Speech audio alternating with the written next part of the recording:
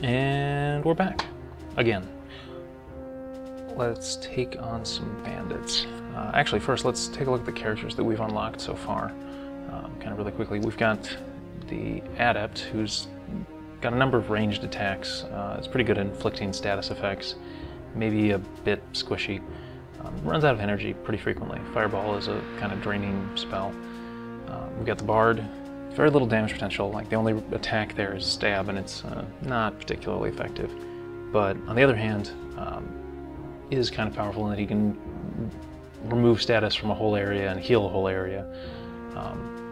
We have the Legionnaire, who can take more hits. The skewer attack's one of the more powerful ones, and it hits 2 guys in a row.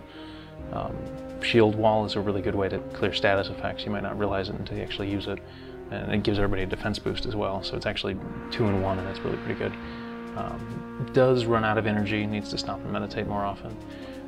Squire's a bit more well-rounded, decent damage, decent health, can heal himself, which is important at times. So let's actually, fight as opposed to sitting at the menu. We're gonna pick the Legionnaire and the Bard because we haven't used them before, and we're gonna pick one at random. So, all right, the Squire. Let's do this.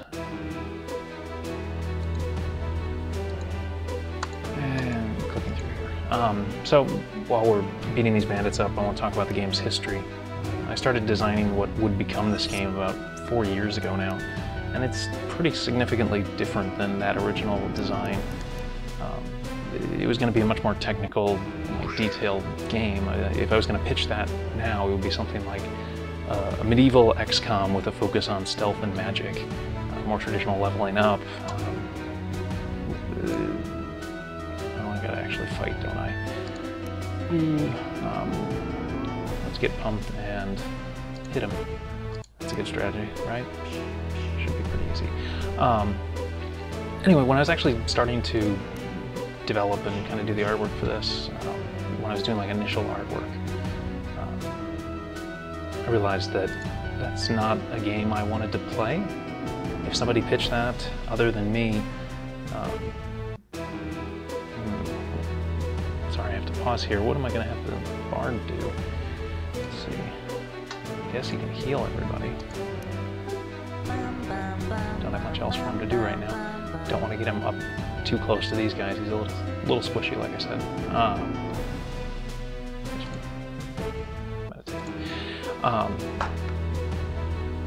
But anyway, yeah, I don't have the patience for that anymore. Especially, I'm a full-time software developer. I don't have the patience to sit and play a long game. And if somebody said, here's this game, and that's how they described it, I probably wouldn't really be interested, in truth.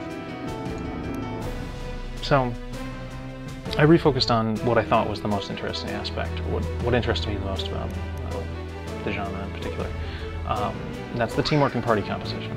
So that's where it kind of I focused on. That's a lot of design decisions came out of that. I targeted the Xbox Live Indie Games platform from the beginning. It seemed kind of like a unique opportunity, and I like XNA. I'd kind of been using it, poking around with it a bit before then, and I really did like the platform. It was relatively, compared to what I'd been using before, it was pretty good.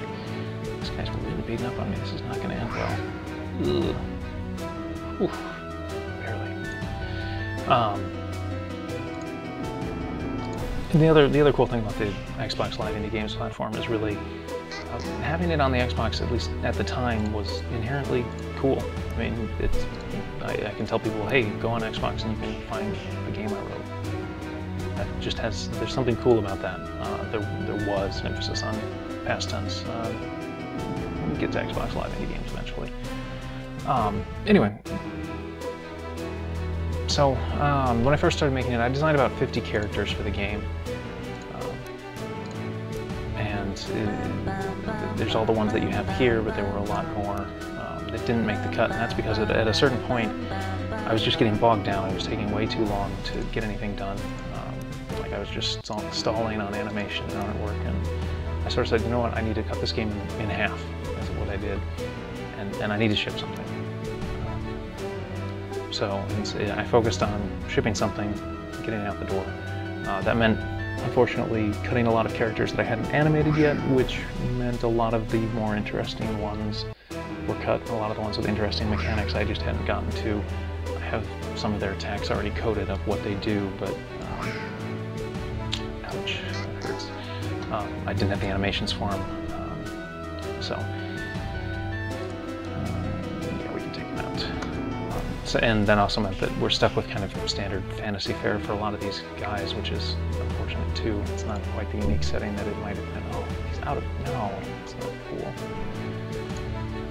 We'll just try to take it, doesn't really matter. Our bard will stab him in the end.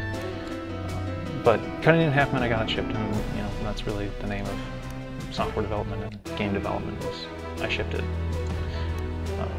I wouldn't call it a runaway success. The last count, there were 250 copies sold. I'm not sure on that number. I think Microsoft is misreporting because they sent me checks for more than that, but not by much. Not a runaway success. I probably would have given it away. I probably would have priced it at 0 points if given a choice. Anyway, that's the end of the battle. We've beaten the Highwayman, and now we can use him. He's kind of a bit like the Squire, but you noticed he had that wide attack. You can attack the space in front of him and the two to the side with that slice, which is useful. You have to be careful about not getting in front of those attacks, lining up in front of those attacks. Anyway, next time we punch a knight in the face.